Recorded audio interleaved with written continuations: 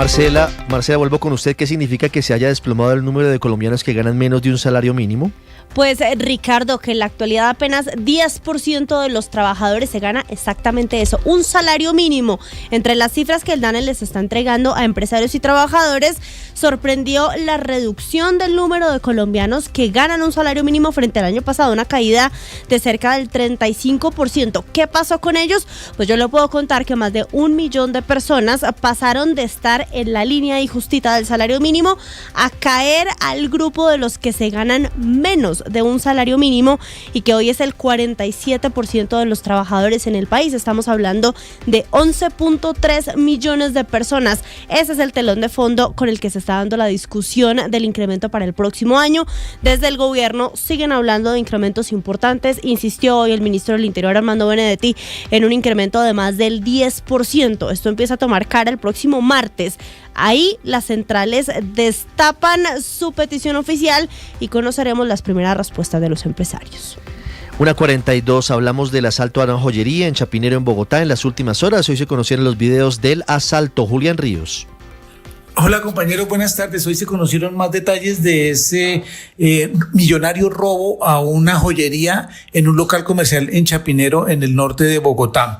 Según las primeras investigaciones y de acuerdo a las informaciones que han entregado algunos testigos y los mismos propietarios del local y víctimas, una mujer habría estado haciendo un seguimiento, al parecer de inteligencia, meses atrás al establecimiento. Al parecer lo siguieron, sabían a qué horas podían ingresar al establecimiento comercial. Esperaron que al parecer los policías que custodiaban alguna zona bancaria también se retiraran del sector y aprovecharon hacia las 11:30 para cometer este violento hurto que se generó y terminó en una balacera en donde una persona resultó herida. Los individuos, los delincuentes, huyeron en contravía por la carrera 13 hacia el norte de la ciudad, utilizaron varias motocicletas y las autoridades están recopilando todos los videos para poder dar con su paradero. Hay algunos de estos videos que se conocieron entre el día de ayer y hoy, donde muestran cómo los delincuentes actuaron con la sevicia y la sangre fría mientras se desataba la balacera y seguían robando.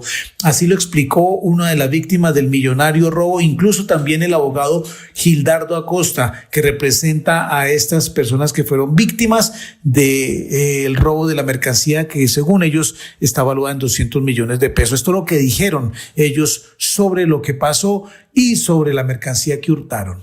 En las cámaras de seguridad pueden observar cuando sustraen toda esa cadenería que vean en los paños. 1:44, también hablando de hurto a una joyería, pero en Bucaramanga. Hoy se conocieron detalles.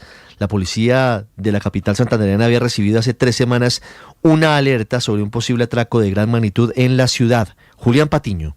La información que daba cuenta del posible atraco en la capital santandereana estuvo en poder de las autoridades desde hacía 3 semanas, como lo confirmó el brigadier general William Quintero, comandante de la Policía Metropolitana de Bucaramanga. Teníamos una información hace 20 días de que posiblemente estaban llegando los sujetos a la ciudad a cometer un hecho delictivo. No teníamos certeza directa el lugar donde se podría ejecutar. El uniformado confirmó que el día del robo convocó al jefe de inteligencia y al jefe de policía judicial para desplegar un grupo especial con el fin de intervenir en cualquier situación. Sin embargo, Julio Acelas, director del Observatorio de Seguridad Ciudadana, criticó el accionar de las autoridades y dijo que hubo fallas. Hay fallas de seguridad en los mismos centros comerciales, pero también de la policía. ¿Cómo explicar que si había una información de inteligencia, no había personal uniformado a la entrada de los centros comerciales? Cabe recordar que durante el operativo 5 personas fueron capturadas y una más murió tras el cruce de disparos con la policía. El intendente Freddy Leal fue asesinado en el cumplimiento de su labor.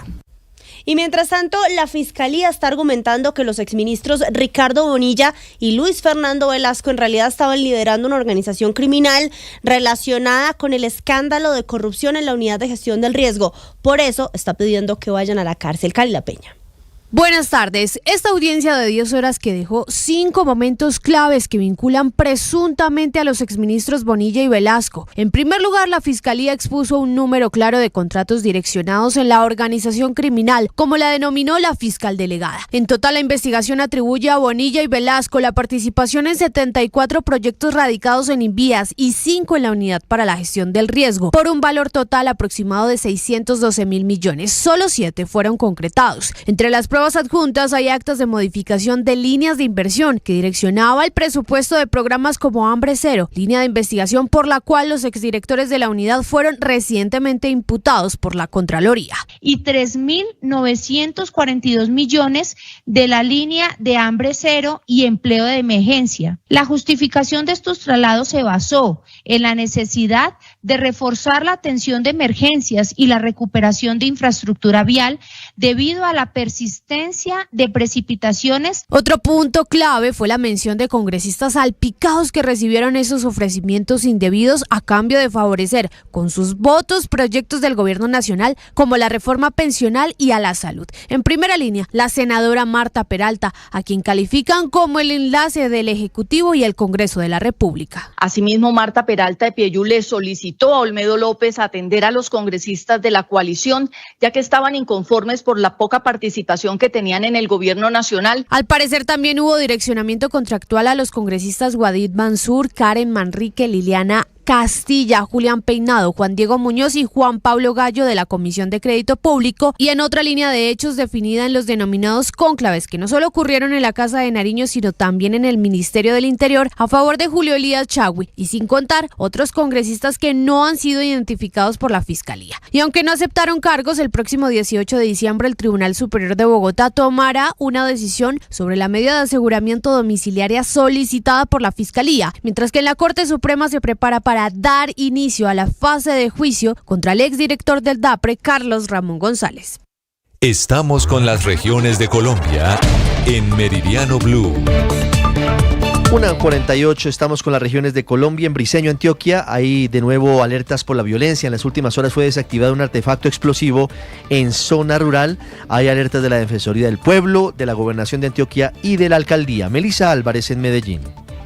Ricardo, fueron tropas del Batallón de Artillería de Campaña número 4 de la 4ª Brigada las que destruyeron de manera controlada un artefacto explosivo improvisado que estaba localizado en el corregimiento Travesías de Briceño, norte de Antioquia. Y es que la disputa territorial que sostienen grupos al margen de la ley tienen alerta a la Gobernación, también a la Alcaldía, sumándose a lo advertido por la Defensoría del Pueblo ante el aumento de homicidios, desplazamientos masivos y la expansión de minas antipersonal. Al respecto, el secretario de Seguridad de Antioquia, Luis Martínez. A raíz de la presencia de esos 3 grupos delincuenciales, pues hay una tensión y a veces se presenta enfrentamientos. Cuando no es el Clan del Golfo con el Frente 36, entonces es el Frente 36 con los cabullos, y eso nos ha generado desplazamientos, nos ha generado muertes, confinamiento, miedo, zozobra, terror. Cabe mencionar que se han registrado 10 homicidios de jóvenes y el desplazamiento de 1.033 familias por órdenes del Frente 36, Ricardo.